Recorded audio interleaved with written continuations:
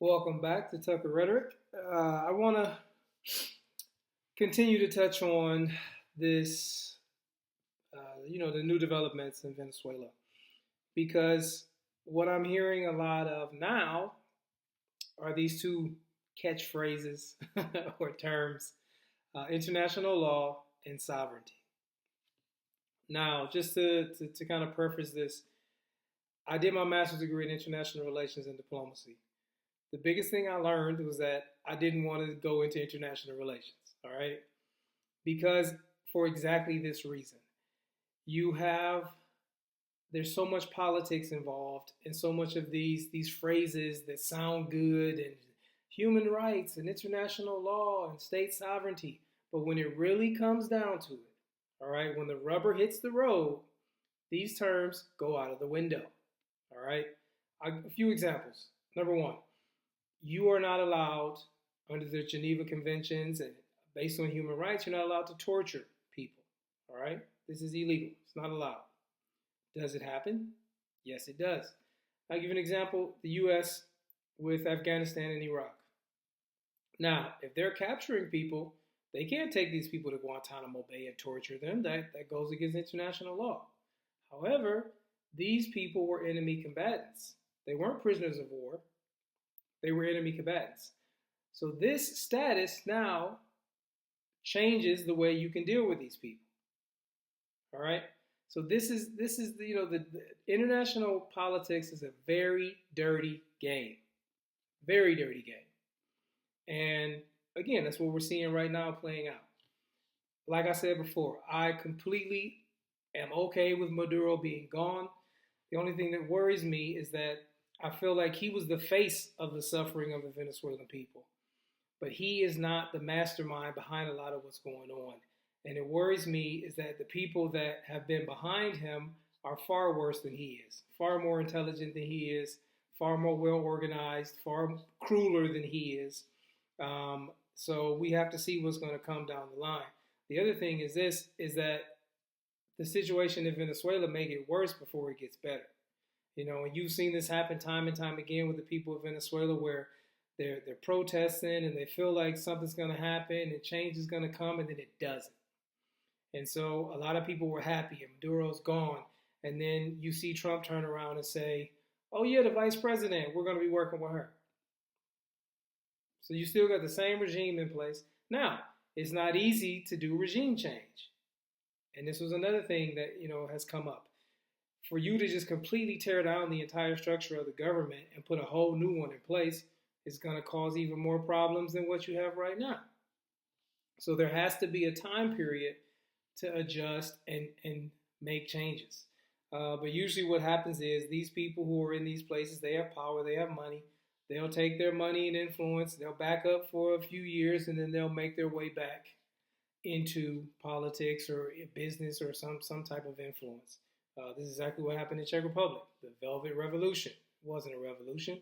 The people who were communists and had power, they moved into business, they waited a few years, and then they came back into politics. All right? So I want to go through these terms real quick and basically explain how they don't really mean that much, okay?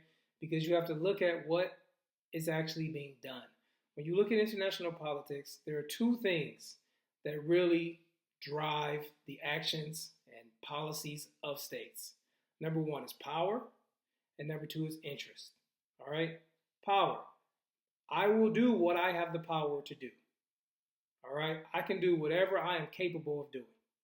We see this time and time again throughout history, even right now with a lot of current situations. The other thing is interest.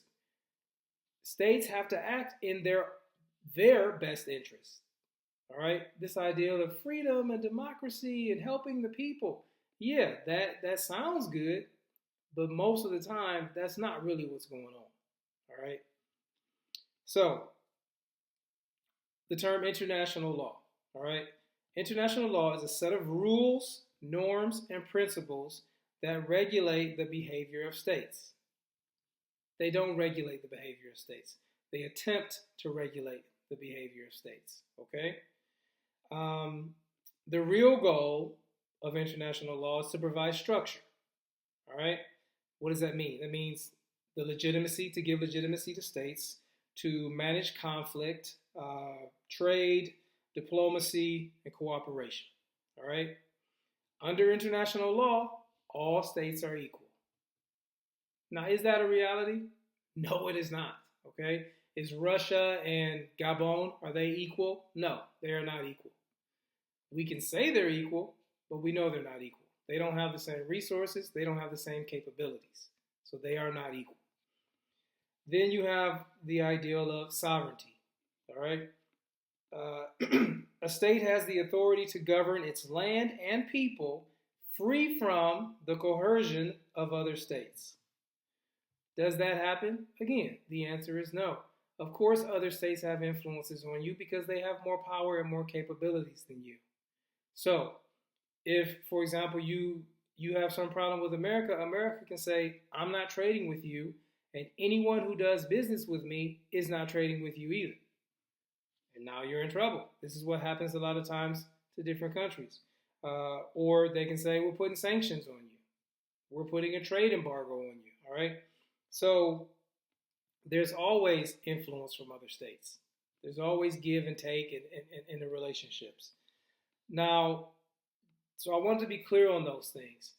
America did this. You can say, this is against international law. They're not respecting their sovereignty. Okay, and now what? What are you going to do? We came into your country. We blew up some of your military installations. We took your president and his wife, and now they're going to jail. What you going to do? You going to come get them back? No, because you don't have the capability to do so. So it's about power and it's about interest. Now, the Trump administration has said it to you straight out. It's about oil, it's about energy, and the other thing is it's about not allowing China, Russia, and Iran to have influence in their region, right in their own backyard. All right? Like I said before, it's a dirty game. So it's really difficult to figure out who's the good guys and who's the bad guys. There are no good guys and bad guys. They're different at different times. All right? Another historical reference, the Cuban Missile Crisis. This was a huge, big deal because the evil Russian Soviet Empire wanted to put missiles in Cuba. Well, why did they want to do that? Because the United States was putting missiles in places in Europe near the Soviet Union. They were doing the same thing, all right? Same thing with the situation with Ukraine and what's going on there. Every state is going to act in its own interest, all right? Plain and simple. And then I just want to give one more quick thing about what they're talking about with the oil.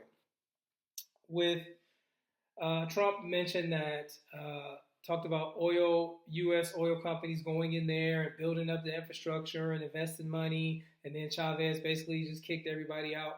That's not exactly what happened, all right? The oil industry is very difficult to get into. It takes, one, a lot of capital, meaning money. It takes a lot of money, all right? And it takes technical expertise.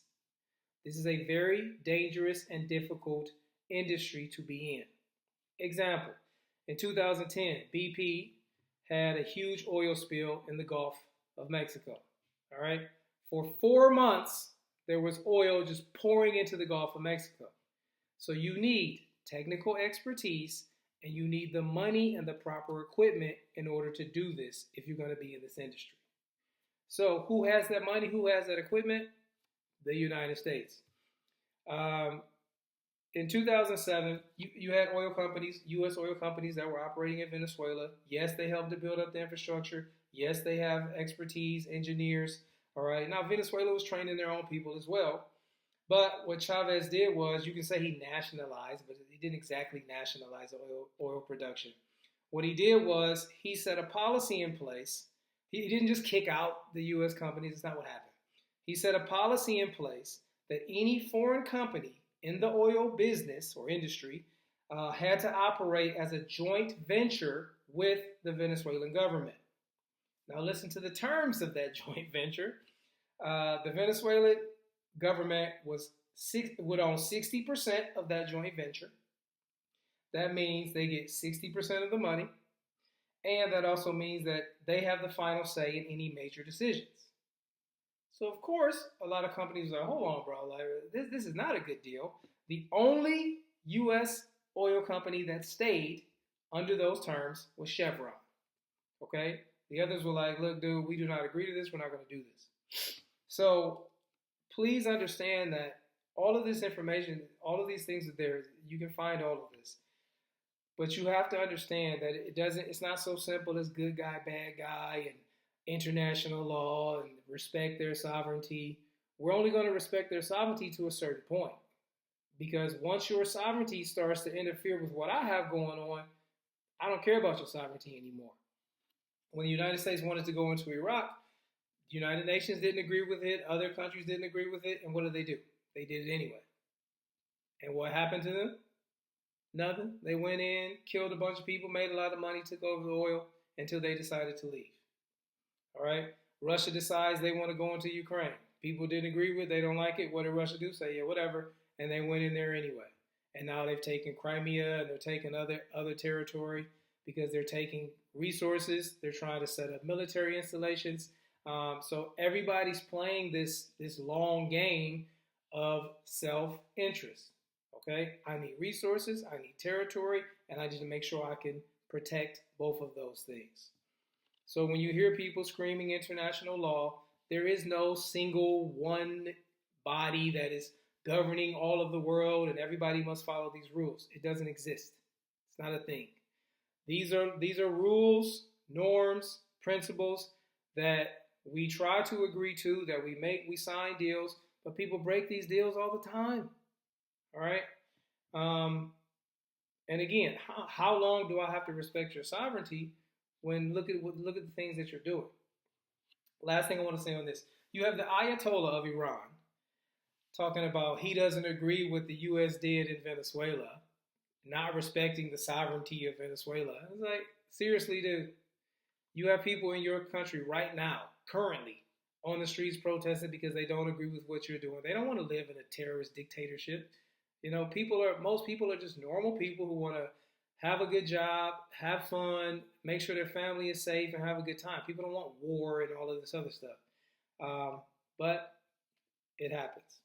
So just to sum it all up, international politics is a very dirty game, and international law and state sovereignty is not going to stop any of these states if they have the power to do things that are going to benefit them and serve their interests.